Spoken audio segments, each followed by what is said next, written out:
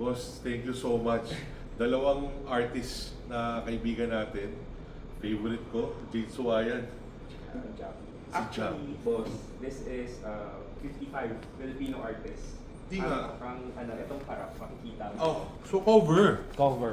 So ito yung likod. Ito Just yung, the back. ito yung harap eh.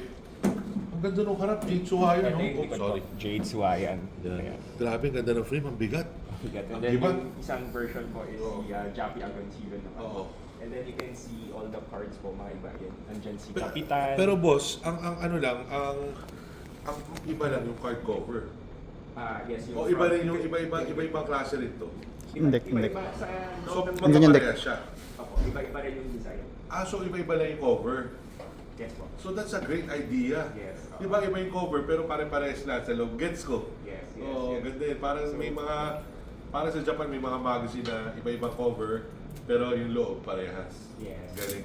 So ito po, kaya it's actually a bicycle deck. Oo, original bicycle. Jappy oh. Oh, yan yung painting ko. May painting na ni Jappy. Ganda ng character na to. And then, Nako, Jade Suwayan! Jade Suwayan. Oh, tangin na. Ito na yun. Bicycle sari-sari. Jade Suwayan, guys. Iba to. Tapos boss, Sige, hawakan ko to. Hawakan ko. itong mga cards na to, iba-ibang artist to. Oh, mga JP nag-show na to, Pining. si Rako, Oh, Rako, JP JP, Pining, Kapitan nandyan. Mark, Kapitan, Blick, lahat. nandyan sila Blick. Si Blick nandyan. Kita Ito ko, si Blick. yun. Okay yan. So lahat ng mga Filipino artists. Lahat ng mga kaibigan natin. Nandito. Galing. Nandito talaga mo. Para magawa mo yan, yan yung dream ko. Pero alam mo, yung Ranet, takin yung dream ko, nagagawa nila lahat ng gano'n. Pero ang galing, boss. Congratulations sa'yo. Thank you Boss, so much. thank you dito. Ano pa mga ilang set ginawa niyan? Limited to?